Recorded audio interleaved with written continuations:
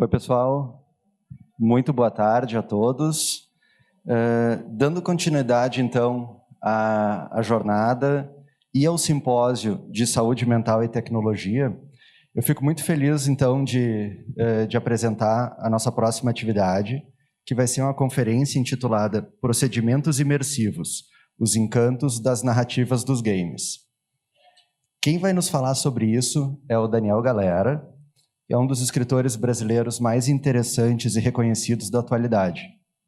Ele tem diversos livros publicados, como Dentes Guardados e Até o Dia que o Cão Morreu, que depois inspirou o filme Cão Sem Dono. Esses dois livros, pela Livros do Mal, que é uma editora de criação dele. E depois ele publicou Mãos de Cavalo, Cordilheira, Barba Ensopada de Sangue, e o mais recente, Meia-Noite e 20, esses últimos pela Companhia das Letras. Ele recebeu inúmeros prêmios, tanto nacionais como internacionais, por esses livros, e alguns desses materiais são traduzidos em vários idiomas. O Galera também tem um trabalho bem significativo como tradutor. Ele escreveu um roteiro de um livro em quadrinhos chamado Cachalote, e em 2006, 2007, ele tinha um blog chamado Jogatina, que era sobre jogos eletrônicos.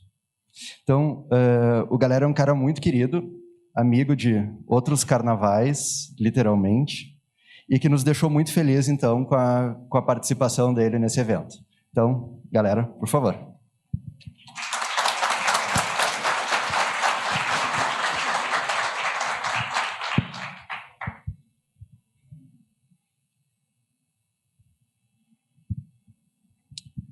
Muito boa tarde a todos.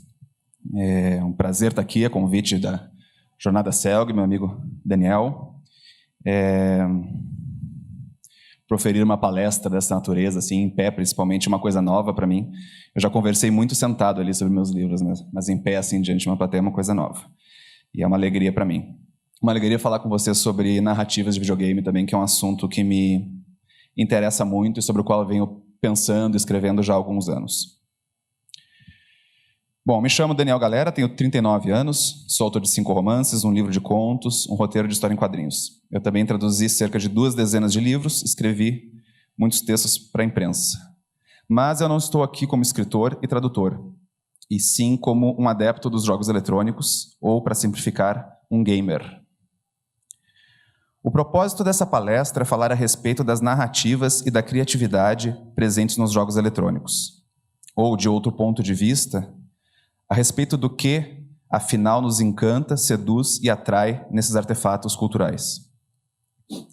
Entretanto, em sintonia com o tema deste simpósio, a ideia não é simplesmente enaltecer os games e sublinhar o seu potencial artístico e de entretenimento, uma abordagem que costuma apenas reforçar a opinião dos já convertidos, bem como a de seus opositores. Vamos tentar penetrar um pouco mais fundo nas características narrativas dos games, analisar o seu funcionamento, suas limitações e potenciais, e também os seus efeitos psíquicos, entre os quais se costuma listar relaxamento, diversão lúdica, o desenvolvimento de qualidades cognitivas como cooperação, interpretação de padrões, mas também ansiedade, agressividade, alienação existencial e, é claro, o vício. Eu não sou um especialista em psicologia ou psiquiatria, e, na verdade, não sou especialista em nada, nem em videogames. Mas eu joguei videogames intensamente durante quase toda a minha existência e tenho experiências, sensações e reflexões acumuladas sobre o tema. E, além disso, como escritor de ficção, com frequência eu me vi estimulado a pensar sobre as semelhanças e diferenças entre a linguagem da literatura e a linguagem dos jogos eletrônicos. É desse viés que eu vou tentar abordar o assunto e trazer algo de interessante para vocês. Para começar, eu me propus o exercício de estimar quantas horas dediquei aos jogos eletrônicos na minha vida. Eu comecei a jogar quando eu tinha 5 anos, quando meus pais me deram de presente, a mim e ao meu irmão menor, um Odyssey, um dos primeiros consoles de videogame disponíveis no Brasil, lançado em 1983. Eu lembro de apenas 2 jogos, Frogger, no qual se tentava fazer um sapo atravessar uma avenida movimentada sem ser atropelado, e Turtles, uma espécie de Pac-Man com uma tartaruga. O detalhe mais interessante é de como eu me lembro muito vividamente desses 2 joguinhos de gráficos rudimentares, levando em conta que eu os jogava com 5 ou 6 anos de idade. Eu lembro perfeitamente da sensação de pilotar a tartaruguinha no labirinto e da hesitação antes de cada pulo do sapo para atravessar as pistas da avenida cheia de veículos em movimento. A nitidez e a riqueza dessas lembranças não se dá por acaso, e eu voltarei a elas mais adiante. Daquele início até hoje, eu tive fases de dedicação pesada aos games e também períodos em que outros interesses e necessidades me afastaram deles por meses ou anos. Eu preciso ainda informar a vocês que a minha família foi responsável pela mais conhecida locadora de videogames da Zona Sul de Porto Alegre, a Galera Games.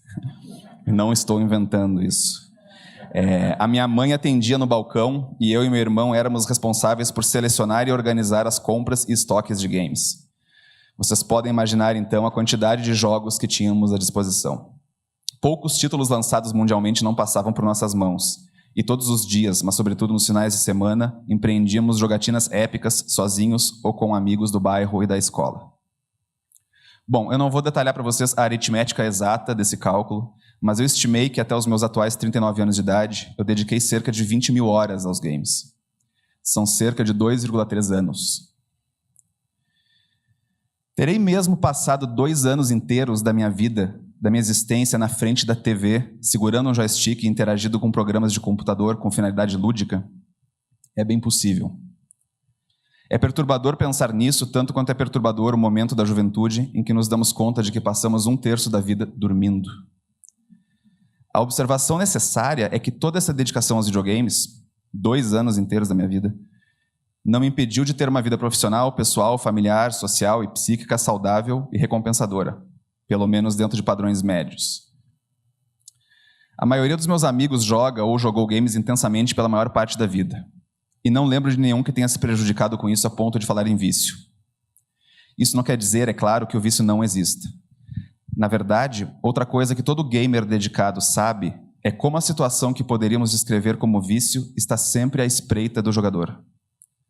A tentação de abrir mão de outras atividades, tais como trabalho, sono, estudos, alimentação, banho, sexo e dedicação aos filhos, para ter mais tempo de jogar aquele RPG interminável e fascinante, ou então aquele jogo de futebol com carrinhos de corrida. Tal tentação, enfim, ela é conhecida de todo gamer que esteja sendo sincero. O videogame tem um poder de atração que pode ser assustador, um vórtice do qual não podemos nos aproximar em demasia, sob pena de sermos tragados. E não se trata simplesmente de tempo dedicado aos jogos. É oportuno que a Organização Mundial da Saúde recentemente tenha reconhecido o vício em videogames como uma doença, ressaltando que o problema está na perda de controle sobre o hábito de jogar. Ou seja, quando esse hábito, independentemente das horas diárias dedicadas a ele, passa a produzir malefícios concretos e graves em outras áreas da vida do indivíduo. E ele se vê impotente para melhorar sozinho a sua situação. Tudo isso nos leva a pensar de que modo os games podem gerar esse poder de atração intenso, que se torna perigoso apenas para poucos, talvez, mas ainda assim precisa ser observado e tratado quando necessário. Tal investigação poderia partir de muitos enfoques e paradigmas. Da minha parte, eu faria agora um esforço para delinear como funcionam as narrativas dos games, projetando um pouco de luz no que os torna sedutores e envolventes para o bem e para o mal. Tem uma aguinha aqui.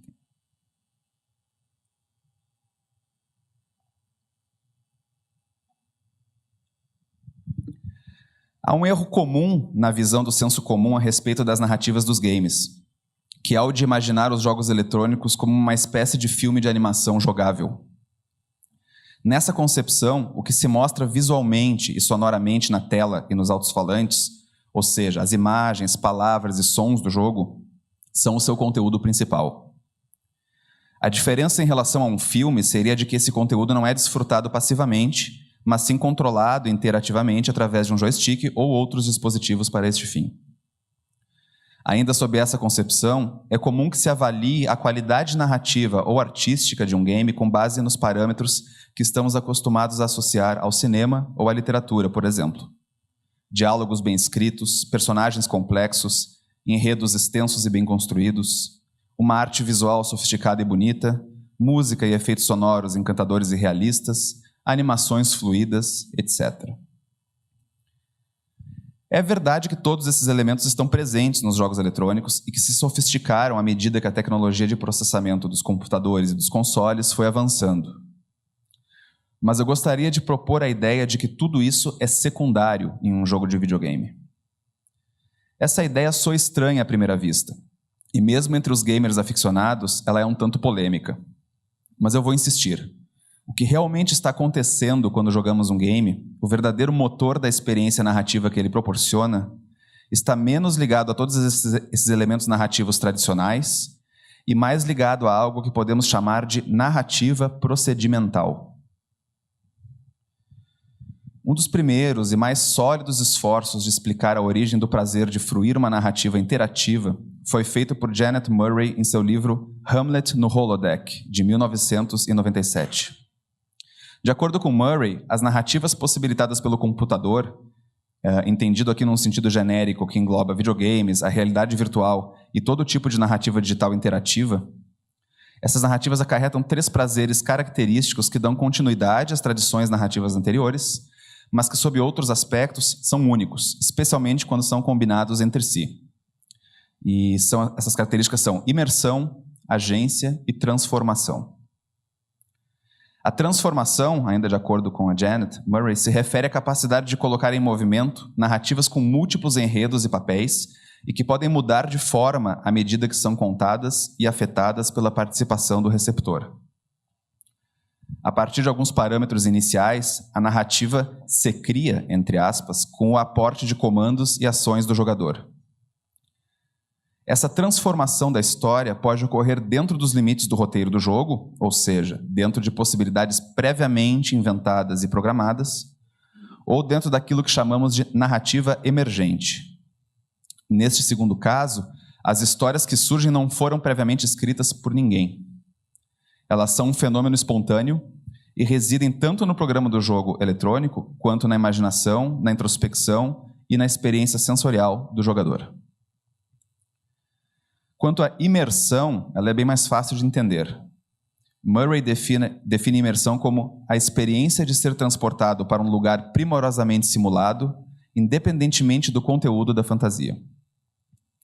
É isso que as descrições e ilustrações dos livros e a produção de arte dos palcos e estúdios de cinema têm feito há séculos. Corretamente estimulada, a nossa mente devora fantasias e se entrega totalmente a elas, desde que o transe imersivo não seja arruinado por algo que nos faça lembrar que aquilo é apenas representação. Por exemplo, quando os atores de uma peça de teatro rompem a chamada quarta parede, se dirigindo diretamente ao público. No mundo dos jogos eletrônicos, porém, as regras parecem ser outras. Jogos são participativos por definição. Sem a nossa intervenção voluntária constante, eles não acontecem. Quando o assunto é envolvimento narrativo, participação e imersão andam de mãos dadas nos videogames. A participação não é uma exceção à regra, ela é a regra. Suspender a participação do jogador é o que rompe a imersão num videogame. Nenhum jogador gosta de ser guiado muito tempo por um cenário ou submetido a longas sequências não interativas.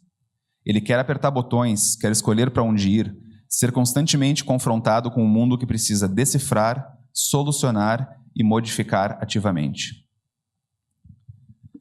Quando o jogador consegue agir nesse mundo de fantasia e desfrutar do resultado dessas ações de maneira prazerosa, ocorre o que Murray denomina de agência.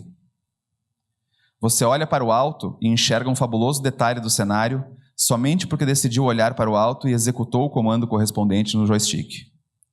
Você dá um tiro num tonel de óleo diesel e ele explode com uma animação vibrante e um som crocante de explosão. Pum! De quebra, você lançou aos ares o corpo de um inimigo oculto, que voa em chamas e ricocheteia numa parede, morto, fora do seu caminho. Você fez mira e pressionou um único botão. A resposta da arma foi imediata. O ruído do disparo fez cócegas no ouvido de tão realista. O furo apareceu exatamente no ponto do tonel em que você tinha mirado. E todas essas coisas sensacionais aconteceram e agora você está mais perto de salvar a própria pele, ou o mundo, ou de resgatar sua amada, ou de destruir tudo sem nenhum motivo. Não importa o objetivo, e sim o prazer da agência. O mundo reagiu deliciosamente à sua intervenção. A ideia de agência tem implicações também nas discussões sobre a relação entre games e violência. O prazer de acertar um disparo bem na cabeça de um inimigo não é o prazer de matar alguém, e sim um resultado da sensação de agência do jogador sobre o mundo virtual. É algo semelhante, eu arrisco dizer, a assistir esses vídeos de ASMR, que é uma sigla para Resposta Sensorial Autônoma do Meridiano, com pessoas sussurrando e manipulando materiais que dão uma coceirinha agradável no cérebro. Se vocês não sabem o que é isso, procurem na internet ASMR no Instagram ou no YouTube, e vocês vão saber do que eu estou falando. Agora, tendo em mente esses conceitos de transformação, imersão e agência, vamos analisar um caso específico. Em 2007, um programador de 30 anos chamado Jason Hodder causou sensação nas comunidades de jogos independentes com um joguinho gratuito chamado Passage. Com duração exata de 5 minutos e gráficos primitivos que remetem à era dos jogos de 8 bits, Passage coloca você no controle do bonequinho de um homem que se locomove da esquerda para a direita numa faixa estreita de cenário. Logo no começo do jogo, você pode optar por encostar em outro bonequinho que representa a sua esposa. Ou não, pode ir sem ela também. Enquanto se esforça para decifrar as regras do jogo, transitando por labirintos confusos e cheios de baús de tesouro que atrasam o caminho, mas garantem pontos extras, o jogador percebe, em algum momento, de repente, que o personagem que controla está envelhecendo. Aos 5 minutos de jogo, você se curva e morre. Os pontos acumulados não serviam para nada. Não havia um caminho certo no labirinto ou outra maneira de evitar esse resultado final. Não há derrota ou vitória, apenas o fim. Game over. Havia algo jamais visto nesse joguinho, algo que tirou lágrimas de muitos jogadores desavisados. Como uma obra de gráficos e som tão limitados, sem qualquer presença de texto ou de condução narrativa convencional, foi capaz de causar tanto impacto? Para encontrar a resposta, é preciso compreender que os jogos eletrônicos são narrativas procedimentais. Ou seja, elas são um conjunto de regras que devem ser aprendidas e aplicadas com habilidade para alcançar um resultado determinado. O enredo de um jogo, a sua história, pode ser simplesmente um encadeamento de episódios que configuram um sentido, ou seja, uma narrativa clássica. Mas o jogo em si, ele não é isso. Ele é um esquema a ser executado. Em outras palavras, a lógica profunda por trás de todo jogo eletrônico é o algoritmo, que o dicionário Wise define, na acepção própria da informática, como um conjunto de regras e procedimentos lógicos perfeitamente definidos que levam à solução de um problema em um número finito de etapas. Jogar é, antes de tudo, desvendar e dominar um algoritmo. Independentemente da história, dela estar situada num universo realista ou numa fantasia medieval ou de ficção científica, dela possuir ou não personagens cativantes, episódios engraçados ou dramáticos, o que precisamos fazer num jogo eletrônico é 1. Descobrir o que deve ser feito. 2. Descobrir por meio de quais procedimentos o programa nos permite que isso seja feito. 3. Dominar a execução desses procedimentos. E 4. Fazer o que deve ser feito. Dito assim, jogar um game parece ser tão estimulante quanto consertar um cano ou tratar uma dor de dente. Mas lembre-se do nosso trio imersão, agência e transformação, e também do grande prazer sensorial e estético que os videogames são capazes de proporcionar, e da combinação desse componente procedimental com a narrativa episódica clássica dos livros, dos filmes, etc. Mas o mais importante de tudo mesmo é que estamos falando de narrativas procedimentais. Isso significa que procedimentos também podem ter uma função narrativa. Interpretar as regras de um jogo e executá-las não é uma tarefa necessariamente mecânica. Ela pode ter, e no caso dos jogos eletrônicos deve ter, uma função alegórica. Essa é a chave para o potencial expressivo dos videogames. As regras do jogo contam uma história. O crítico cultural norte-americano Mackenzie Wark não apenas entendeu isso, como tentou levar a ideia às últimas consequências em seu provocador livro Gamer Theory. Wark cunha o termo alegoritmo para designar no contexto dos games o algoritmo computacional imbuído de poder alegórico. A relação intuitiva que temos com um conjunto finito de regras e resultados que rege um jogo eletrônico pode ser projetada no conjunto infinito de regras e resultados da vida real, gerando uma parábola narrativa. Os jogos podem parecer, à primeira vista, modelos toscos do mundo, mas os seus padrões restritos podem remeter aos padrões mais esfíngicos e entrópicos da vida real, e nesse sentido podemos vê-los também como representações digitais depuradas de uma realidade suja. Nas palavras de Mackenzie Wark, a vida cotidiana, como espaço de jogo, parece uma versão imperfeita do jogo eletrônico. O espaço de jogo da vida cotidiana pode ser mais complexo e diversificado, mas parece ser muito menos consistente, coerente e justo. A conversão das experiências do mundo real em narrativas procedimentais esquematizadas que podem ser interpretadas e executadas até que se atinja objetivos claros e definidos é um atributo que distingue o jogo eletrônico de todas as outras formas de narrativa. É disso que surge o prazer do jogo, e não apenas do prazer estético proporcionado pelo conteúdo do jogo em si, imagem, música, texto, diálogos dublados, animação, demais elementos reciclados de outros meios.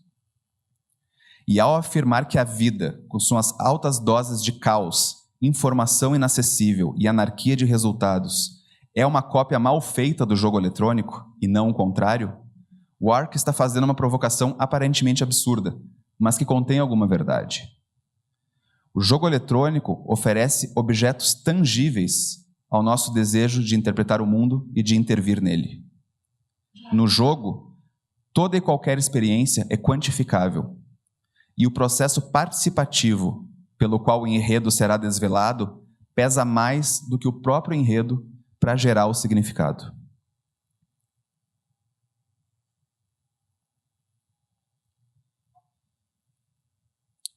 E eis, portanto, a chave para compreender a força de Passage, o joguinho de 5 minutos que eu descrevi logo antes. Aquele jogo é alegoritmo em estado puro. Nele, o processo de descobrir as regras do jogo e tentar executá-las é a própria mensagem. Só aprendemos a viver vivendo. O que torna o jogo comovente não é a atuação tocante de um casal de protagonistas, belas imagens ou palavras formando um fluxo de consciência virtuosístico, mas o ato de tentar descobrir o que está acontecendo, agir para tentar dar um rumo à história e, num instante de epifania, aquele instante que você entende que seu avatar está envelhecendo e que nada pode ser feito a respeito, perceber que aquele algoritmo fugaz é uma alegoria da sua própria mortalidade. O ato de jogar contém o significado. A primazia dos padrões e mecânicas de jogo na narrativa dos games é justamente o que explica que eu me lembre tão bem da sensação de jogar Turtles e Frogger quando eu tinha 5 ou 6 anos de idade. O poder alegórico dos algoritmos desses jogos, aquela sensação específica causada por suas regras de interação, combinadas com a imagem e som, deixaram marcas profundas na minha existência. Os complexos jogos atuais amplificam esse efeito com seus recursos audiovisuais sofisticados e modos multijogador, que adicionam à receita as interações entre os vários jogadores. Bom, se aceitamos essa concepção do que mais importa nas narrativas dos games, percebemos que o seu potencial de imersão e de sedução está menos relacionado ao seu conteúdo visual explícito, seja ele o massacre violento de terroristas ou a exploração de um lindo cenário de fantasia em um RPG, e mais com a entrega a essas mecânicas de jogo que não apenas desafiam e estimulam os nossos cérebros, mas também fornecem uma experiência de ações, reações e resultados que nos parece ser mais compreensível e recompensadora que a vida real, que é essa experiência conturbada, obscura e difícil de medir. Os jogos eletrônicos, mesmo aqueles que apresentam elevada dificuldade e nos colocam em um estado de tensão e ansiedade, nos fornecem um tipo muito especial de escape dos problemas da vida real. Nisso está uma parte do seu encanto, mas também está uma grande parte dos seus perigos.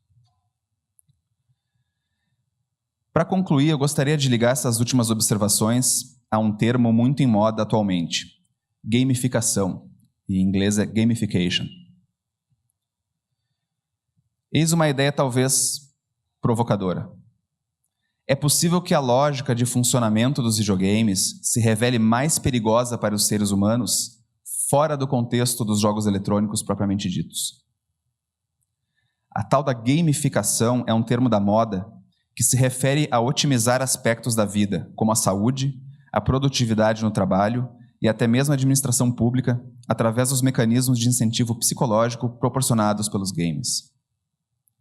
O exército americano, por exemplo, aderiu aos games como estratégia de alistamento e treinamento de soldados, ao mesmo tempo que tecnologias de guerra, tais como drones, vão aos poucos transformando os combates reais em algo que parece inspirado nos games. Muitos aqui devem reconhecer essa tendência, por exemplo, nos aplicativos de monitoramento de treinos para corredores, que nos mostram dados, gráficos e metas obtidos com a ajuda de sensores e GPS, processados por um celular ou um relógio e transmitidos pela internet. Ou então nas lojas online e nas mais populares redes sociais, nas quais certas metas, prêmios e pontuações visam nos manter conectados e interagindo pelo maior tempo possível, ou então consumindo uma quantidade cada vez maior de produtos.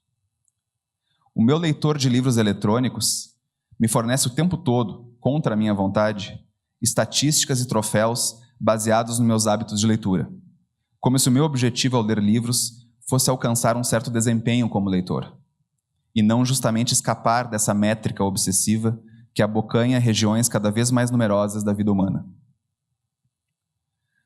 É certamente verdade que somos seres ciborgues, modificados em grau crescente pelas tecnologias que inventamos. Mas a tendência da gamificação parece promover não tanto uma fusão simbiótica de organismos e máquinas, e sim um rebaixamento cada vez maior do humano à lógica computacional que rege nossas tecnologias e dispositivos eletrônicos. Como diz o programador e teórico da tecnologia Jaron Lanier, inventor do termo realidade virtual, o que chamamos de inteligência artificial se assemelha, muitas vezes, mais a um emburrecimento do ser humano para se adaptar aos artefatos tecnológicos. Esta visão da vida como um jogo a ser jogado faz parte da crescente quantificação da experiência humana nesse milênio, o que pode trazer novas formas de dessensibilização. Nos videogames, essa quantificação se dá em contexto lúdico, visando diversão, e não mantém relação direta com outras dimensões de nossas vidas pessoais e profissionais.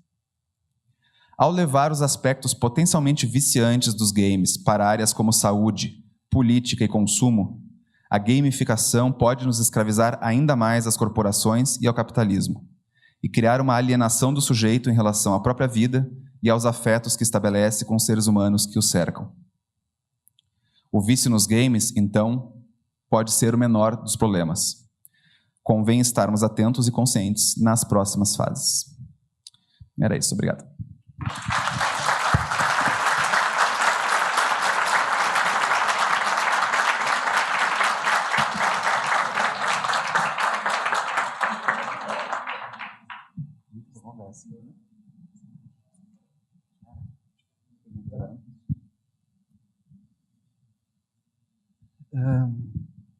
Bom, eu ainda estou pensando e impactado. Cara, foi muito bonita a tua fala, brigadão mesmo. Acho que dá uma ideia realmente da complexidade, da profundidade que o assunto tem e de como, claro, não é... A complexidade está aí, mas a gente também tem que conseguir perceber ela, e acho que tu fez isso de uma maneira muito legal mesmo. Tá, valeu. E pessoal, então agora a gente tem tempo para discussão, pode ser perguntas, comentários, críticas bem educadas, ou o que vocês quiserem, assim.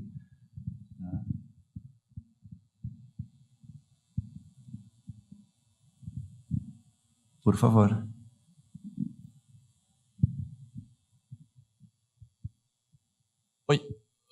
Não, você falou em alegoria como uma parte importante, assim, mas eu tenho talvez o ponto mais viciante de videogame, de coisas e congêneres aí e tal.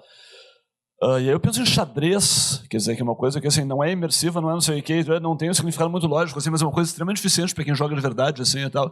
Quer dizer, talvez o componente mais eficiente não seja o algoritmo em estado puro mesmo, quer dizer, assim, sei lá, desprovido de outra alegoria que não seja ganhar o jogo, que é uma alegoria que existe, assim, e tal. Mas talvez o algoritmo, quer dizer, talvez o algoritmo mais despido de alegoria não seja talvez mais eficiente até do que, não sei, eu jogo pouco hoje em dia, mas assim, eu consigo entender que tem a função algorítmica que existe, tem jogos em que isso está coberto de uma coisa narrativa muito extensa, e às vezes tem xadrez, Tetris, não sei o que são coisas assim muito puras em termos algorítmicos aqui. Não tenho certeza se o segundo tipo não é mais eficiente do que o primeiro, mas não sei o que tu acha. Se a falta da alegoria não é talvez uma coisa mais recompensante ainda. Bom, tá ligado? Eu não sou jogador de xadrez, eu joguei um pouquinho só quando eu era criança, tal, aprendi as regras em algum momento, nunca pratiquei, tá? Mas é muito interessante levantar o xadrez, porque, em primeiro lugar, não é verdade que o xadrez não tenha o mesmo tipo de alegoria que eu me refiro que os jogos têm. Pelo contrário, a semelhança é muito maior. O meu argumento é que a semelhança é muito maior. No sentido assim de que, porque como os videogames têm esse apelo multimídia, visual e temático, às vezes, muito chamativo, muito encantador à primeira vista, isso funciona como uma espécie de cortina, né, ilusória para a gente enxergar o que realmente nos faz emergir nos jogos, que são as regras deles. E todo o argumento que eu tentei botar é que, na verdade, qualquer jogo eletrônico que se pegue, ele é muito mais parecido com o xadrez do que com um filme, por exemplo. Né? A metáfora do filme jogável, ela é muito usada pela própria indústria de videogames. Né? Inclusive, os videogames mais recentes, que são cada vez mais poderosos em nível de processamento, eles querem se assemelhar cada vez mais visualmente, audiovisualmente, a filmes. Né? Então, um jogo que parece um filme é um elogio. Né? Mas isso nos tira a atenção de que, mesmo quando a gente está jogando um GTA com gráficos incríveis e fazendo, né, com toda aquela suposta liberdade de ação, fazendo um monte de barbaridades no jogo, interagindo com um monte de personagens, existem regrinhas ali. Né? Assim, toda liberdade em um jogo ela é ilusória. Né? No próprio GTA, né? Isso é uma coisa que um artigo que eu escrevi uma vez eu chamei a atenção. Tipo, o GTA, que eu não sei, talvez quem não conheça um pouco o videogame não sabe o que é o GTA, mas é um jogo de mundo aberto, né? São esses jogos que existe o cenário é uma cidade inteira, né, numa escala enorme, e se pode fazer um monte de coisa. Né? O GTA ele é muito focado em crime, então, em geral, os personagens principais são assaltantes de carro, de bancos, tu mata um monte de gente, enfim. E esses jogos supostamente têm uma liberdade enorme de atuação. Né? Pode fazer o que quiser no jogo. Pode nadar na praia, pode arranjar namorada, pode matar umas pessoas na rua aleatoriamente. Enfim, qualquer coisa. Entrar num carro e pular de um precipício. Mas, uma vez eu estava jogando GTA, e eu estava fazendo essas coisas, e de repente chegou, eu estava na rua, na calçada, e tinha um jardim, e tinha um degrau assim que separava o jardim da calçada da altura disso aqui, ó, desse palquinho. E eu fui subir para continuar andando na direção que eu queria, e o personagem parou. Eu sobe, né? Fiquei continuando dando comando para frente e ele não subia. Aí quando a gente começa a reparar no número de restrições ao movimento e às ações que existem em qualquer jogo, ele supera exponencialmente tudo que se pode fazer, sempre. Nenhum jogo tem liberdade. Né? Existem parâmetros do que se pode fazer. Mesmo no GTA, que parece que a gente pode fazer tudo, a gente pode fazer algumas coisas. Tu pode entrar num carro, atropelar as pessoas ou não, pode, né, usar tua arma para matar as pessoas, pode fazer umas missões, mas assim, é muito restrito, na verdade.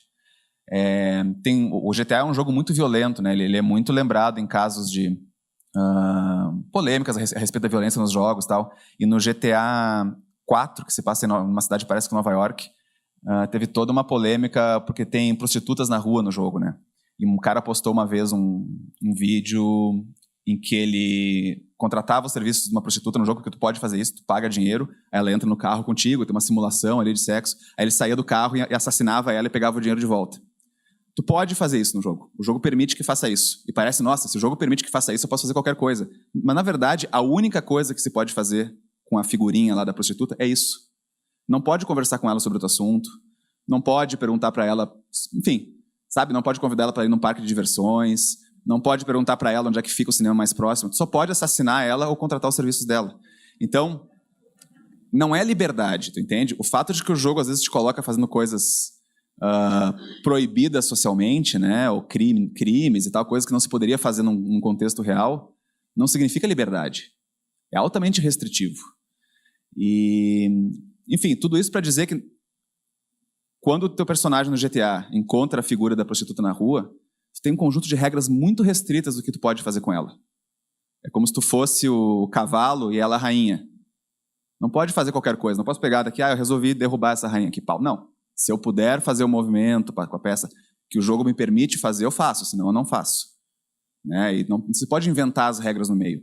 Então os jogos, mesmo aqueles que são aparentemente super sofisticados, complexos, com uma história mirabolante, que permitem fazer tudo, eles têm regrinhas muito restritas. E, no fundo, a imersão no videogame se dá muito mais pela adesão a essas regras, entender o que se pode fazer, para começar, né? A primeira vez que tu joga GTA, tu não sabe o que pode fazer. Uma das coisas mais prazerosas num jogo desse é tu chegar no início do jogo, ok, descobri que tu aperta um botão, o cara arranca uma pessoa do carro, tu entra no carro. O que eu posso fazer, né? Tem um momento que parece que se pode fazer tudo. Mas aos poucos, jogando, tu vai descobrir que tu pode fazer A, B e C. E aí, quando tu descobre o que tu pode fazer, tu vai começar a querer fazer A, B e C cada vez melhor. Às vezes para ganhar mais pontos, às vezes para completar a missão, às vezes porque é divertido fazer A ou B ou C. Mas são aquelas três coisas. E é o domínio disso que se pode fazer e ficar cada vez melhor, né? Cada vez mais expert naquilo que se pode fazer no jogo, é o que dá a recompensa, na verdade. E não é a única recompensa, né? A gente também está se divertindo com os gráficos, com as imagens, com toda essa imersão audiovisual que é mais semelhante ao cinema, à literatura. Mas não é por acaso que jogos que não têm essa dimensão audiovisual sofisticada, joguinhos que são de quadradinhos, os joguinhos de Odyssey que eu lembro até hoje da minha infância, não é por acaso que eles também eram igualmente imersivos, né? Porque a imersão está na regra.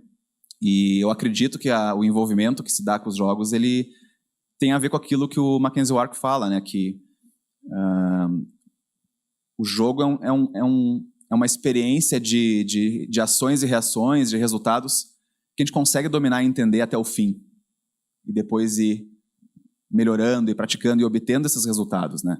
Isso se choca com a experiência da vida real, na qual, por mais que a gente tente aprender e dominar os caminhos, a gente obtém sucessos de vez em quando e fracassos, mas a experiência ela é altamente caótica, imprevista, entrópica e realmente o campo de possibilidades, de surpresas e de coisas que a gente não domina na experiência real é, sim, aí sim, amplamente vasto, né?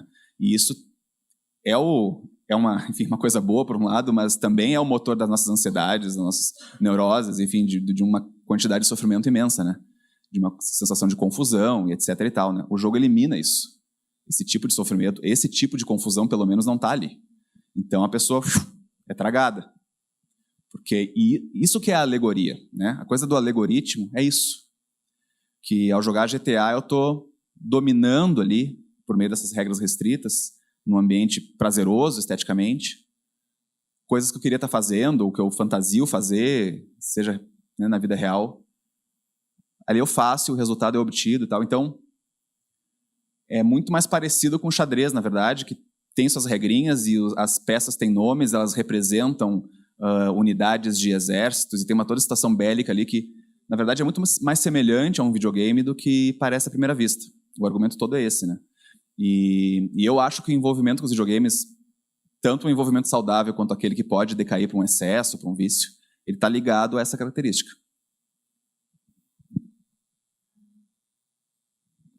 Aqui. Só, Pedro, fala... Bom, já disse, mas fiz o spoiler aqui, mas fala o teu nome, o que tu faz e tal. Eu sou Pedro, sou R3 de Psiquiatria do Clínicas e leitor do Galera. Reforçando essa questão do que tu falou, eu estava agora numa palestra sobre o local da geração Y na sociedade e a busca por uma cidade, por um espaço físico. E foi sustentado que a busca pelo espaço físico está cada vez mais difícil de ser bem sucedida, porque cada vez está se isolando muito mais e se busca um espaço virtual para fazer aquela interação que durante o nosso desenvolvimento natural, a gente faria, tipo, passear com os amigos, se encontrar. Isso é cada vez mais realizado e realizável via LOL, encontros em cidades virtuais. Teve recentemente o filme Jogador Número 1 que mostra isso. E semana passada eu estava assistindo ao Campeonato Brasileiro de LOL, o CBLOL. E eu não entendo nada da regra do jogo. Eu nunca joguei LOL, mas é fascinante. League of Legends.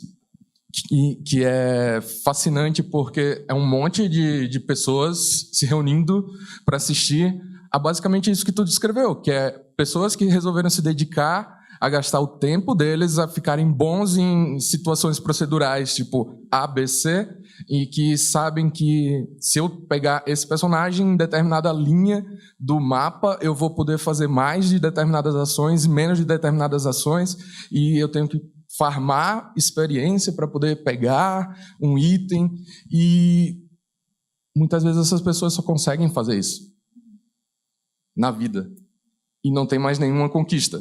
Agora, a grande conquista delas é ser do Flamengo no time do LOL. E eu acho que é aí que eu fico achando que vira um grande problema para essa população. Eu queria que vocês dois discorressem sobre esse ponto de vista. Obrigado. Qual é o teu nome mesmo? Pedro. Eu acho que a tua pergunta, que na verdade é uma fala, né? Ela se soma ao que eu falei. Deve ter percebido que no texto que eu li aqui, eu não entrei na questão dos modos multiplayer, né? Eu menciono que existe, mas o meu texto não elabora isso. E o motivo disso é que eu não tenho muita experiência com jogar online, né? Eu sempre gostei de jogar jogos para um jogador só, e mesmo os jogos que têm esses modos para vários jogadores, em geral eu escolho jogar sozinho, né? Algumas vezes eu joguei com amigos, mas aí é aquela coisa que tipo, um amigo meu que tem em São Paulo, que é um cara que eu já conheço, eu faço uma partida de Mario Kart com ele, a gente se diverte e tal, e depois termina, né? Essa coisa de entrar nesses jogos que são multiplayer, online, né, por excelência, eu não tenho experiência disso, porque quando eles surgiram com força, eu já estava numa idade, tinha um certo desenvolvimento da minha vida que eu não tinha tempo para fazer isso, né? Eu não tive a oportunidade, talvez, de mergulhar neles. Mas eu acho que o que tu acabou de falar é uma coisa que seria talvez um desenvolvimento lógico da fala que eu fiz, assim, né? Dado essa característica dos videogames, nos jogos que se joga sozinho, né? Como se levaria isso para os jogos online? E eu concordo que é aí que os problemas de alienação, de vício, começam a ficar graves, né? Porque entra em jogo a relação pessoal com pessoas reais, né? São relações reais, eu não gosto de chamar de relações virtuais, né? Eu acho que quando a gente está se relacionando com uma pessoa através de um videogame, de uma rede social, é uma relação diferente daquela presencial, mas não dá para dizer que ela é virtual, né? É uma relação que existe. Mas o fato dela substituir em demasia, às vezes, a relação presencial se torna um problema, né? A não ser que a gente esteja vislumbrando aí para breve um mundo no qual essas relações à distância, por meio de internet, sejam uma forma de vida predominante. Aí essas pessoas, na verdade, que jogam esses videogames vão estar mais bem equipadas para o futuro próximo. Mas eu duvido que chegue a esse ponto, né? Mas sim, eu não vou entrar em muito mais detalhes sobre isso, porque me falta um pouco até de experiência com o jogo online, né? E não é muito o que eu me especializei. Mas com certeza, a combinação dessa imersão nos jogos, né, nos moldes que eu descrevi, com a experiência dos jogos online, em que isso se potencializa, né? O mesmo tipo de recompensa que eu busco jogando sozinho, as pessoas estão buscando em grupos e se formam essas relações à distância, as pessoas podem estar em países diferentes, inclusive não importa, né? E com uma linguagem diferente, uma coisa que fisicamente a pessoa está sentada em casa, na frente da televisão, né? Isso é uma coisa importante também dos jogos que eu não elaboro no meu texto e que até poderia ter sido um outro tópico, inclusive em função do tema aqui do simpósio, que é mente e corpo, né? Que é a questão corporal mesmo de jogar, né? Tudo isso que a gente está falando se passa no domínio da mente, da imaginação, esses efeitos, mas tem uma coisa com o teu corpo está ali, né? E a rigor, fora alguns jogos mais recentes que procuram trabalhar aspectos físicos também, quem joga está sentado numa posição absolutamente inerte, vidrado numa tela, né? essa coisa de impulsos de luz no olho, da posição que fica, de né, estar sedentário por horas, às vezes. Isso é parte tão importante da experiência de jogar, quanto essa coisa narrativa, audiovisual que a gente estava descrevendo, né? E é uma questão bem séria, assim. Bem séria. Eu não quero abrir aqui uma janela para o inferno, mas, assim, eu acho que mente e corpo são basicamente a mesma coisa, assim. Eu não consigo... A minha visão filosófica sobre isso não coloca uma divisão radical entre uma coisa e outra. Consciência corporificada, essas coisas, eu tendo a concordar um pouco com essas visões, né? Nesse sentido, o que está acontecendo com o nosso corpo quando a gente joga é parte integrante da experiência, né? E ficar ali, ter suas relações sociais reduzidas a esse tipo de contato é um problema. Eu acho que é um problema sério. Eu nunca passei por isso, a minha geração, eu tenho já quase 40 anos, né? Tem poucas pessoas que mergulharam nisso, né? Mas as gerações mais jovens, sim. E aí eu provavelmente não sou o cara mais qualificado para falar, porque eu nunca entrei, não pesquisei isso, nunca conversei muito com pessoas que jogam dessa maneira. Mas com certeza é um desenvolvimento bem importante, assim, a partir dessas coisas que eu estava falando. Uau, legal, um monte de gente inscrita, mas o Sérgio tinha me feito sinal, depois o Cláudio.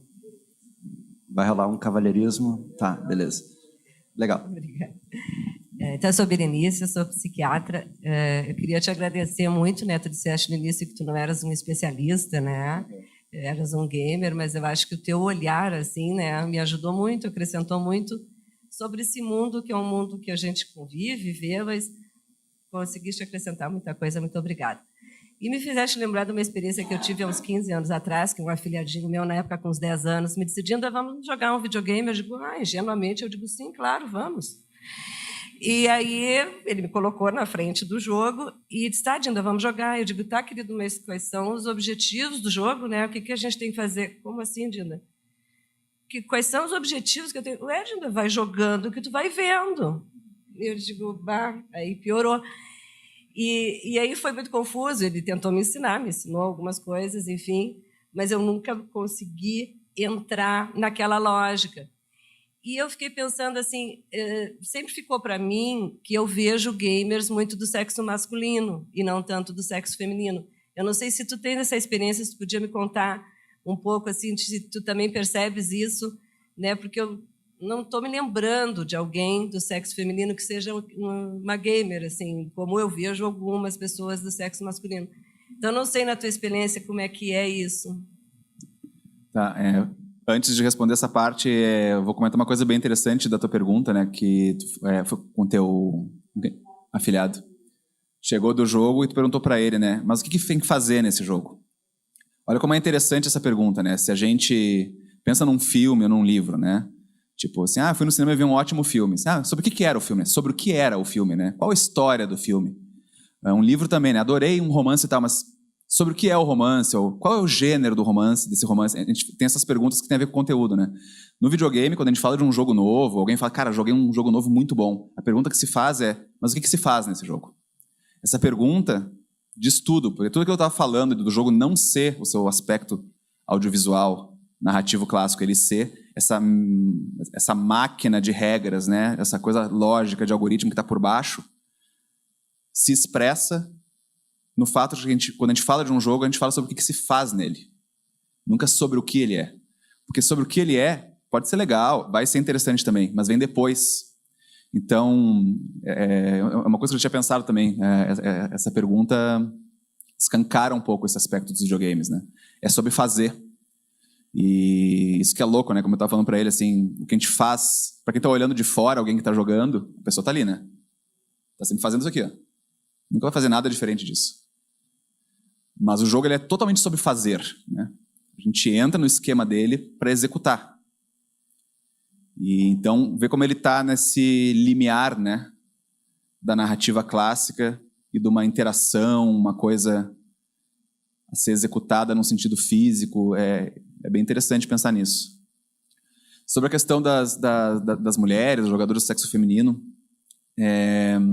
bom, na minha experiência de jogar desde criança, assim, claro, eu conhecia muito poucas meninas que jogavam e tal. E até hoje a gente tem a impressão que o público que joga videogames é predominantemente masculino, né? No entanto, tem várias pesquisas recentes e a mais abrangente saiu, se não me engano, foi ano passado, sobre os Estados Unidos, tá? Não é sobre todo o mundo inteiro, mas é o mercado americano, que é gigantesco. E as mulheres são 47%, 48% dos gamers. E eu fiquei... Meio que a comunidade gamer inteira ficou impressionada com isso, né? É quase metade, é quase meio a meio. E a idade também média dos jogadores é interessante, né? Ela está atualmente nos Estados Unidos em 37 anos de idade. Eu sou a idade média. Não é assim a idade média. Significa que tem muita gente mais velha que eu que joga bastante. E pode ser 34 em vez de 37, não me lembro jeito, mas é nos 30. A gente, né, o meu senso comum, sem saber da pesquisa, chutaria a idade média do jogador de videogame em 21, 22, sei lá. É 30 e poucos. E então tem umas coisas que às vezes assim, eu acho que os jogadores do sexo masculino tendem a ser mais aficionados. E eu acho que o mundo cultural dos games meio que pertence a eles, né? São eles que estão comentando os games, escrevendo sobre, ditando um pouco, né, os espaços de convívio, de discussão, sempre foi mais masculino. E, no entanto, a maioria das meninas estava jogando também, mas eu acho que aí eu fico pensando nas mulheres que eu conheço que jogam, né? Todas tendem a jogar menos do que eu e meus amigos, né, sexo masculino. Então, talvez seja uma outra relação com o jogo, em geral, né? Mas não é que não joguem. É uma relação um pouquinho diferente com o jogo, mas numericamente é quase meio a meio. Pelo menos hoje em dia, né? Eu acho que deve ter ido crescendo aos poucos. Isso é uma coisa que eu aprendi também não faz muito tempo e foi surpreendente, né? Porque parece que é masculino, mas eu acho que é uma coisa muito mais dos espaços de discurso a respeito do videogame do que, de fato, quem está jogando, né? Só complementando, assim, no Brasil a gente tem dados que são muito parecidos com esse, assim, também. Né? Tem a pesquisa Game Brasil, que é uma pesquisa feita ano a ano, assim, sobre isso. Nesse último ano, o número de mulheres que jogam vem aumentando e nesse ano, em 2018, passou dos homens. Né? Agora, na medida que tu vai avaliando o uso intenso, o cara se considerar um gamer ou jogar de uma maneira realmente a ter algum problema, de modo bem mais excessivo, aí vai diminuindo a participação das mulheres, mas elas estão jogando tanto quanto realmente os homens. Acho que o tipo de jogo muda também, né? Acho que é bem diferente o interesse e tal, mas aqui também. Sérgio? Ah, tá. Não, também gostei de te escutar e da atividade, enfim, da gente poder se debruçar sobre esse assunto, né? E me ocorreu, assim, a questão de que esse estado do jogo me lembrou o estado de sonho que a gente fica. Tem regras também, a gente fica parado, deitado, dorme, tem uma série de coisas e esse estado ali parado, focado numa coisa, não usando o corpo, né? Não usando a musculatura do corpo, a não ser lembra um pouco essa questão do sonho. E aí eu fiquei pensando no seguinte, é que a gente vê muito na psiquiatria, enfim, ou mesmo na psicanálise, o lado patologizante do uso, do excesso, do vício. Mas, na verdade, eu fiquei até depois de te escutar pensando o contrário, né, que eu não sei se tem alguma estatística, alguma evidência sobre o comportamento dos gamers, se é diferente dos não gamers, mas de qualquer maneira, se a pessoa pode sonhar ao invés de agir, por exemplo, com violência, ela não vai agir violentamente, porque ela pode sonhar. E se a pessoa pode jogar com violência, provavelmente ela não vai precisar ser violenta na realidade. Então, talvez até tenha algo assim semelhante ao sonho nesse sentido, né? De poder, vamos dizer assim, processar e elaborar essas coisas de uma maneira mental e não de uma maneira comportamental. Eu acho que tem uma analogia possível, sim. Mas eu acho que se a gente não comparar tão diretamente com o sonho e pensar na ideia de fantasia, que talvez englobe tanto, né, o videogame quanto o sonho, assim, fantasia, né? Eu acho muito interessante pensar nos videogames em relação aos outros tipos de jogos. Isso é uma outra ligação que às vezes se perde também na discussão sobre os jogos eletrônicos, né? Pelo hábito meio, né, às vezes não crítico de comparar eles mais com filmes, com outras formas narrativas, a gente esquece que os videogames, na verdade, eles surgem historicamente, né, como brinquedos, né? Os primeiros videogames não eram vendidos como computadores, eram vendidos como brinquedos. Porque o fato de ele se chamar jogo eletrônico, né, parece que o jogo eletrônico se afastou assim dos jogos de tabuleiro e das brincadeiras infantis num parquinho. E, no entanto, eu tenho convicção de que a ligação ainda é muito forte, né? Eu acho que um dos motivos que se joga videogame, que ele também é tão atrativo, e os efeitos que ele tem na pessoa, é o entendimento dele como jogo mesmo, no sentido mais tradicional, né? No sentido de brincadeira, porque em inglês é mais fácil falar disso porque tem o termo play, né? E a palavra play, ela tem várias acepções que no português tu tem palavras separadas. Tu tem jogar, brincar, representar, enfim, tem uma dúzia, pelo menos, que seriam úteis, né? E em inglês eles têm o play. Então, quando eles estão falando de play, por exemplo, de brincar de esconde-esconde quando se tem 10 anos de idade, ou o play do marmanjo lá jogando GTA, tomando uma cerveja, a palavra é a mesma, né? E eu acho interessante que a palavra é a mesma. Porque, de uma certa maneira, tanto a criança que está brincando de pegar, seja qual for a brincadeira ali, brincando de, né, bandido e mocinho, essas coisas, quanto o adolescente ou o adulto jogando videogame, essa coisa da simulação de certas experiências no contexto lúdico une todas essas experiências.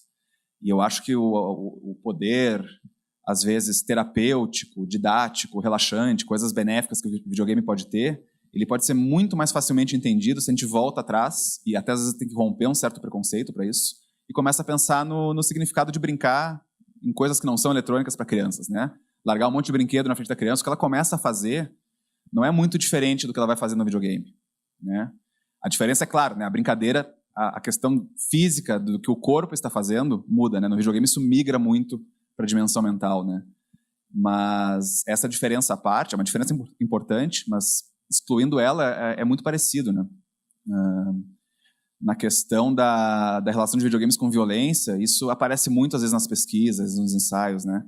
Que, enfim, os detratores dos videogames violentos dizem que aquilo ali gera um aumento da agressividade, etc., né? Que pode pegar tendências já, enfim, violentas ou psicopatas, ou assassinos da pessoa e potencializar aquilo e um dia algo acontece.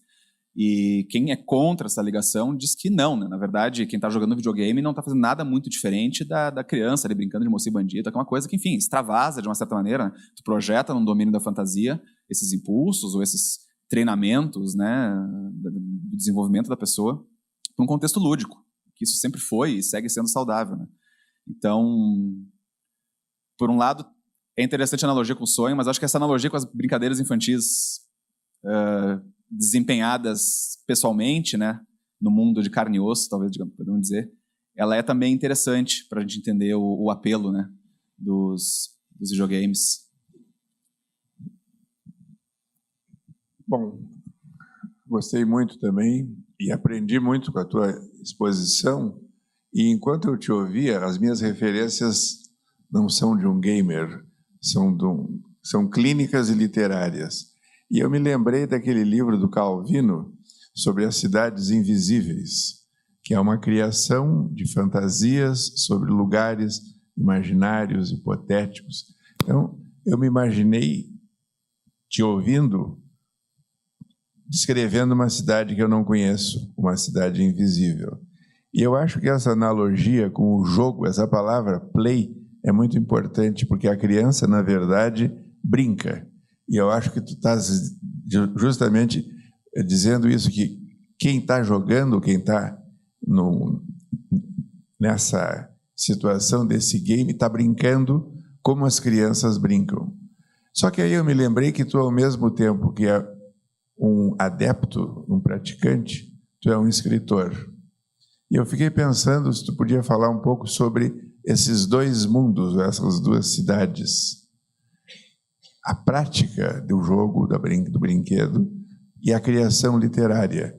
Porque eu acho que o escritor, imagino, também tem uma liberdade de circular por cidades, matar pessoas e fazer uma porção de coisas que é possível fazer num desses jogos. Então, eu não sei se tu podia comentar um pouco sobre essa dupla cidadania que tu tens. Obrigado. Boa pergunta. É curioso isso, né? Eu sou alô? Sempre fui um... Tá funcionando? Tá ligado? Fui um... É estranho, às vezes eu não escuto. Eu defendo os videogames como uma forma narrativa relevante há muitos anos, assim, né? Inclusive, quando eu percebi que ainda tinha muitos estigmas, inclusive de pessoas da minha idade. Foi uma briguinha que eu fui comprando, assim. Mas quando chega a hora de falar das relações entre eu ser um gamer, né, e um escritor, às vezes eu me fico um pouco em maus lençóis, assim, porque se eu for ser honesto, não tem muito cruzamento entre uma atividade e outra, né? Eu gostaria de poder dizer assim, os mundos dos videogames me ajudaram a pensar nos mundos da literatura, né? Me inspiraram, as histórias dos videogames trouxeram inspiração, alargaram minha mente, minha linguagem, meu estilo como escritor foi influenciado também pelos videogames. Mas, na verdade, tudo isso é falso, né? Não tem muita... É muito diferente, né? A atividade da escrita de ficção, ela proporciona toda aquela liberdade que eu estava falando para o Lavo que o videogame não proporciona, né? Todas essas regras do jogo fornecidas pelo videogame, que são, em certo sentido, limitadores, né? Na ficção, elas, a rigor, estão ausentes, né? Estão ausentes. Existem as regras da linguagem, mas as regras da linguagem são um universo muito distinto dessas regras dos jogos que eu me refiro, né? E nos jogos, obviamente, elas vêm prontas, né? Um jogo é um artefato, um artefato de programação extremamente complexo, né? Se vocês forem pegar um jogo dos atuais, assim, desses de mundo aberto, esses jogos feitos por grandes produtoras, né? E chegarem no final, jogarem até o fim e forem ver quando rolam os créditos do jogo, eles são 2 ou 3 vezes maiores do que os créditos no final de um filme blockbuster, né? Vocês vão ver os Vingadores, aí, sei lá, um negócio assim, quando fica no final, porque tem muito efeito especial, muita equipe, muita indústria por trás, né? Fica até o fim, tu fica lá 5 minutos, né? Equipe de efeitos especiais da Nova Zelândia, 400 pessoas. Se vê um jogo de videogame, é maior. A quantidade de gente que precisa fazer um troço desse é um negócio inimaginável. Por isso que os jogos custam milhões de dólares, é um mercado gigantesco, né? Então, é bem complexo. A literatura é Não, claro, existem também os jogos independentes, existem jogos feitos por uma pessoa. Aquele joguinho Passage que eu comentei aqui foi um cara que fez em casa. Tem muitos jogos que são programados por 1, 2 pessoas, 1 dúzia, né? Mas, assim, o processo de criação da ficção na escrita, ele é muito diferente, pela minha experiência, né? Eu nunca programei jogos, mas eu acho que eu tenho uma familiaridade suficiente para ver uma diferença bem grande, né? Então, quando eu comecei a pensar sobre videogames e tentar entender por que eu gostava, por que eles eram narrativamente interessantes, o primeiro insight que eu tive foi esse, né? Porque eu também achava, assim, eu gosto de jogar os jogos porque, sei lá, o meu jogo favorito, uma época eu era adolescente, era o Secret of Monkey Island, que era um adventure. Tinha personagens maravilhosos, tinha um humor incrível, era, tipo, muito encantador. Eu lembro até hoje de todos os personagens, lembro da história. E eu sempre achei, e os gráficos eram bonitos, e a música era legal, eu lembro das músicas até hoje. Mas até eu entender que não era isso que estava mais me movendo, né? Que era essa coisa por trás, que era do algoritmo e tal, levou um tempo, né? Eu também tive que descartar, assim. Então, claro, existem algumas histórias de certos jogos que me marcaram, né? Me marcaram no mesmo sentido que certos livros que eu li ou certos filmes que eu assisti me marcaram. Porque os jogos compartilham também dessas linguagens. Não é que elas estejam ausentes, elas estão lá. Mas, para entender mesmo a lógica profunda, o envolvimento tão sedutor que se dá com os jogos, a gente tem que ir além, né? Tem que ir para essa questão da narrativa procedimental, da interatividade. E aí qualquer ligação com a experiência de escrever se perde. É muito distinto. Tá ali sentado com o idioma, né, do português à disposição em uma folha em branco, é uma das coisas mais diferentes de se imaginar do que pegar um jogo, ligar ele e começar a jogar. É muito distinto. E então nisso é interessante, né? Enfim, eu sou um jogador bem dedicado, assim, eu gosto de jogar até hoje, na medida que eu tenho tempo eu jogo bastante, mas a minha atividade como escritor não... Por mais que eu gostaria de dizer que sim, ela não se contamina, né? Eu sou muito, muito mais influenciado, obviamente, pelos livros que eu li, e em segundo lugar por peças de teatro, filmes, música, essas coisas. Tudo isso me influenciou muito mais no que eu escrevo, na minha linguagem como escritor, na minha imaginação como escritor, do que a minha dedicação de 2,3 anos da minha vida aos jogos, né?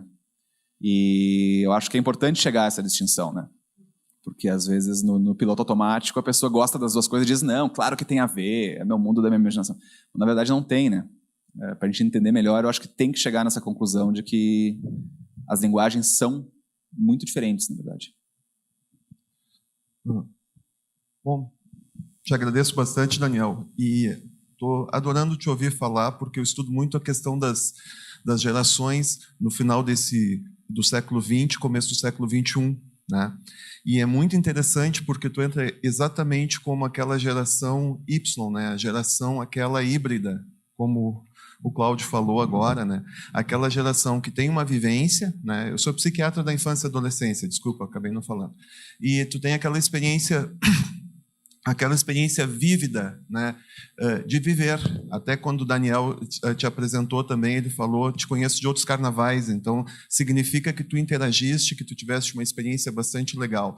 Mas o que eu tenho notado, o que eu tenho visto agora nessas últimas gerações, a Millennials e a Alpha, né, é que esse tipo de experiência que tu tão claramente, tão bonitamente coloca agora, quando o Cláudio te pergunta qual é a tua experiência de escritor, eu vejo que essas últimas gerações, as digitais, efetivamente, elas não as têm.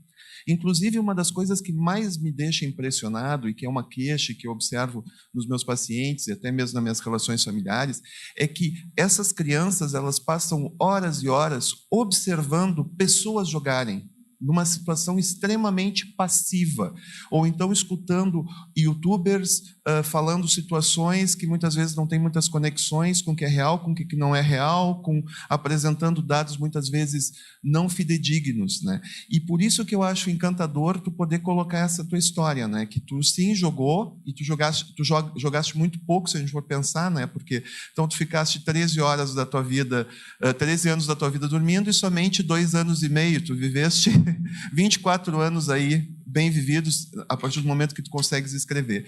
Então, eu acho que essas 20 mil horas que tu tiveste da tua história são muito mais atualmente nessas últimas gerações, né? E a minha preocupação é como a gente fazer e como a gente ter essa crítica sobre o jogo eletrônico, como tu tem, né? Como ele é construído, e também assim, o filme que mais me descreve e deixa claro qual é o tipo de geração que a gente tem visto atualmente nos consultórios da nossa vida é o Ali, né? É um cara com um copão de Coca-Cola, né? Sentado numa cadeira, ele nem anda, né? E fica em frente ao screen, né? E uma das grandes preocupações, eu estou vindo de um congresso em Praga agora, uma das grandes preocupações é com relação ao uso excessivo dos screens, né? Não só mas o jogo eletrônico, mas o smartphone, a questão da televisão e essas coisas todas, né? O que isso vai representar para nós? Eu queria te ouvir, assim, a partir da tua experiência, a tua sensibilidade com essas novas gerações e essa interface, eles jogando também. Como é que tu vê, se comparado contigo, que viveu, que tem história de carnaval para nos contar também, certo? E que tem toda essa sensibilidade com o teu aspecto de escritor. Bom, o que eu posso dizer é... Sim, eu sou dessa geração que viveu a transição, né? Eu tenho a minha infância e adolescência num mundo pré-internet, né? E a internet caiu como uma bomba quando eu tinha 15, 16, 17 anos. Então eu passei pela transição, assim, as pessoas mais jovens já nasceram no mundo que existe internet. Para elas a internet sempre existiu, né? Eu falo muito em colégio como escritor, né? E é maluco, né? A internet para eles é uma coisa que sempre existiu e sempre existirá, né? Ela não foi criada nos anos 60, não foi disponibilizada para as pessoas comuns há 20 anos, ela sempre esteve aí, né? Mas duas coisas, assim, primeiro, assim, em relação ao videogame especificamente, né? Eu acho que esse problema que tu descreve, que eu acredito, eu concordo, acredito que ele é real nas linhas que tu descreve, como eu falei na conclusão ali da minha fala, né? Eu não acredito que é no videogame que está o problema. né? Eu acho que a coisa começa a ficar mais séria na medida em que essa interface com telas substituindo, né, as outras formas de relação migram para outras áreas da experiência humana que não a do divertimento lúdico, que é a área por excelência do videogame, né? Então, uma pessoa ficar 10 horas por dia jogando videogame e não fazendo outras coisas é grave. Mas uma pessoa tendo a sua atividade educacional, política, afetiva, sexual sendo substituída pelo mesmo sistema, né, eu acho mais grave. E os videogames são parte disso, né? Os videogames não têm uma veia. Eu acho que eles talvez tenham pavimentado um pouco o caminho para as gerações novas chegarem a isso, né? Mas no momento que o problema se estabelece, eu acho que, por exemplo, as redes sociais são um problema infinitamente mais grave do que os videogames no momento atual. E aí eu te digo assim que no momento atual eu sou vítima disso. O fato de eu ter nascido antes da internet tomar conta e das telas de toque se proliferarem não me torna menos viciado no meu celular que a gurizada de 10, 15, 20. Na verdade, eu lido com esse problema, né? Não vou... Eu acho que quem não lida com ele, não sei vocês em geral aqui, eu acho que a maioria lida, né? São pessoas de gerações anteriores à minha, em geral, que ainda conseguem, tipo, não, o celular eu uso apenas para ligações e... Acabou, isso aí acabou. Eu me lembro, uns 5, 10 anos atrás ainda tinha isso aí, né? Não, eu só ligo o meu celular quando eu vou ver o e-mail, eu desligo e tal. Acabou. Vocês estão aqui, ó. Eu estava andando aqui nos corredores antes, pá. Em qualquer lugar, vai em colégio, quando eu vou falar em colégio como escritor. E então o problema, ele transcende os videogames, né? Eu acho que ele é exatamente como tu falou, mas aí não é o videogame, né? Então, mas é sério, eu acho sério isso. Eu me sinto, eu sinto as minhas outras atividades, inclusive meu trabalho como escritor e tal, minha atividade profissional hoje, assim, já faz uns 2, 3 anos, sinto ela minada pela minha relação com o meu celular, a internet no computador. E eu estou sempre brigando para resolver isso, porque eu tenho uma certa consciência do problema, né? Quando a pessoa não tem nenhuma, eu acho que é bem sério, né? Agora, se pode voltar atrás, né? Eu realmente não sei se essa aí não é... como eu falei antes para ele, meio brincando, meio não, né? Talvez o pessoal que passa aí grande parte da sua vida nos jogos online é capaz de estarem melhor preparados para o mundo que vem do que nós que olhamos, né? Meu Deus, que horror. Independente de um julgamento de valor sobre esse mundo que vem, né? Mas se a gente pensar objetivamente no que pode acontecer, talvez seja isso aí. E a gurizada que está nascendo agora, crescendo agora, é outra experiência de vida. E, enfim, começa a ficar complicado, assim. Mas é isso que eu teria para dizer, assim. O problema, eu acho que ele transcende os videogames, né? E a própria resolução dele, se existe, não seria produtivo ter um foco no videogame, né? Por mais que ele gere problemas. Eu acho que o Facebook, coisas assim, fazem com as pessoas hoje é muito mais potencialmente prejudicial do que os jogos. Eu conheço muita gente com relações saudáveis com os videogames. Predomina, sabe? As pessoas que têm relações saudáveis com os games são uma imensa maioria, na minha experiência. Com as redes sociais, não. Eu vejo as pessoas reclamando e sofrendo, eu vou sair, eu vou fechar minha conta, chega, eu vou ficar um mês sem. É um problema constante, que as pessoas querem uma solução, fantasiam, ficar fora da rede. Enfim, acho que é isso. Olá, a minha pergunta é mais sobre a questão da imersão mesmo, que tu trouxe muito a questão quando o Tetris e Frogger eram jogos muito mais simples, tem uma mecânica muito mais simples e eles causavam essa questão de imersão. Quem joga se sente ali. E eu sinto que a tendência hoje é que os jogos, ainda que tenham os consoles, eles têm muito mais recursos. O jogo, ele tenta ser mais atraente, ter gráficos mais potentes, assim, mas tu vê que eles vão para um outro caminho de uma imersão, assim, como tu trouxe muita questão que eles simulam filmes.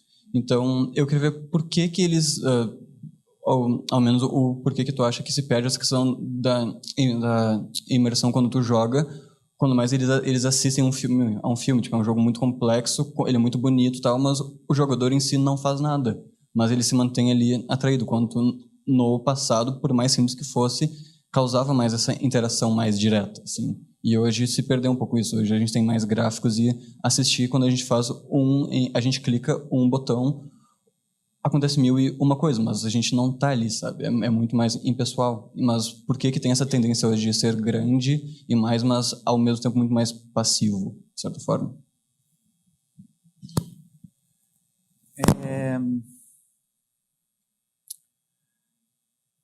É que eu acho que tem duas, né, duas linguagens simultâneas ali no videogame, né? Uma é essa mais a ver com a interação, os algoritmos, né? O padrão de jogo, digamos. Eu gosto de chamar de padrão de jogo, né? E outra é essa dimensão estética, né? Essa dimensão explícita que tem a ver com, de fato, os gráficos, os visuais, as cenas, a música que se está vendo, né? A animação e tal. Eu não acho que os jogos atuais são menos imersivos do ponto de vista do algoritmo, assim, né? Eu acho que depende muito do jogo. Eu acho que tem jogos mais e menos imersivos em todas as gerações de games na evolução do videogame, tá? Então, não acho que teve um acréscimo à medida que o tempo passou ou um declínio, não. Tem uma variação sempre, tá? No aspecto audiovisual, o aspecto estético, aí tem um toma lá da cá, né? Tipo, os jogos de Atari, que eram basicamente quadrados e coisinhas e tal. Obviamente, como representação, eles são muito mais toscos, assim, né? E ao mesmo tempo eles abrem espaço para imaginação, né? Então são dois tipos de imersão estética, assim, tipo. E mesmo nesse caso, pode haver sucesso ou fracasso nas duas, né? Eu quero dizer, um jogo com gráficos rudimentares pode fracassar em excitar a imaginação do jogador, e aí a pessoa vai ver quadradinhos mesmo, né? Ou ele pode ser concebido de uma forma sofisticada, bem pensada, que os quadradinhos vão criar um mundo na cabeça da pessoa, né? E isso às vezes tem mais a ver com a ação do jogo, com as relações entre as partes, com esses padrões de jogo, do que com o gráfico propriamente dito. Com os jogos sofisticados se dá a mesma coisa, né? Tem mundos virtuais extremamente sofisticados que os gráficos são muito, muito avançados, mas eles nos parecem pobres, né? E tem jogos que são muito sofisticados que eles dão espaço para a imaginação também, né? Então, eu não sei, a tua pergunta parecia trazer embutida assim, que houve necessariamente algum declínio, mas eu acho que no meu argumento ali não existe necessariamente uma perda com o avanço de processamento dos jogos, sabe? Não necessariamente. Eu acho que jogos que têm muito poder gráfico, mas querem claramente imitar filmes, eles nos parecem pobres, porque se tu vai jogar o jogo do filme, tu sempre vai deixar devendo ao que um filme te faz, ao que o cinema te faz, sabe? Então, os jogos de gráficos sofisticados que sabem que são jogos e que não são cinema, eles tendem a ser mais envolventes. Acho que é a melhor maneira que eu consigo colocar a coisa, assim. Eu joguei esses... Não sei se tu conhece jogos, assim, de uma forma geral, de PlayStation e tal. Tem um jogo recente chamado Horizon. Tu sabe que jogo é esse? Então, ele é um jogo que se passa num mundo futurista. Assim, a concepção desse jogo, a história dele, né, enfim, todo o mundo assim, concebido é extremamente rico e complexo, né? Mas eu achei jogando esse jogo que a forma como ele é executado, quando te joga ele parece que tu está transitando dentro de um... Como que eu vou dizer? Parece que tu entrou numa maquete do que seria um mundo real. Não é um mundo real, é um mundo de fantasia, mas parece que tu tá numa maquete daquele mundo de fantasia. Ele não expande, ele não tem espaço para imaginação, ele é tão sofisticado, tudo é tão bem feito, que ele preenche todos os espacinhos, sabe? E eu joguei um jogo também recentemente, também se passa num futuro, né, uma coisa meio distópica, pós-humana, assim, que se chama Nier Automata. Sabe que jogo é esse? É um RPG de ação também que se passa no futuro, tu controla uma ciborgue lá e tal. Esse jogo, pelo contrário, ele é um jogo que tem gráficos um pouquinho menos sofisticados, mas assim, eu entrei nesse jogo em termos de minha imaginação viver lá dentro mesmo. Nossa, 1 hora jogando eu já pertencia àquele troço. Cada vez que eu ligava, eu voltava e realmente eu estava em outro mundo, né? Então são 2 jogos modernos, né, feitos nos últimos 2, 3 anos, lançados no ano passado, assim, E acho que um é bem sucedido e um fracassa em estimular a imaginação dos jeitos mais, né, com mais potencial e tal. Acho que o mesmo acontecia com os jogos rudimentares, né? Não é? Então, a evolução técnica não é um problema ou uma vantagem em si. Como ela é trabalhada é o que realmente importa. Não sei se eu respondi, mas...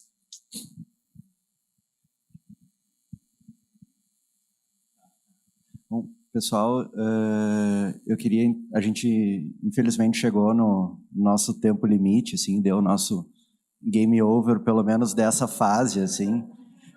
Mas acho que a palestra foi tão rica, tão interessante, e tu conseguiu manter a atenção de um monte de gente que provavelmente não joga e que o jogo também não faz parte desse universo, e acho que tu conseguiu trazer uma riqueza assim, que está presente nos jogos e nos deixar pensando assim, das potenciais aplicações disso, assim, das ideias que a gente pode ter. E acho que fica isso para a gente seguir elaborando aí e tal. E, cara, eu queria te agradecer muito, foi muito bacana. E queria agradecer a todos pela presença, pela atenção até agora, e seguimos na jornada. Valeu. Valeu, ótimo.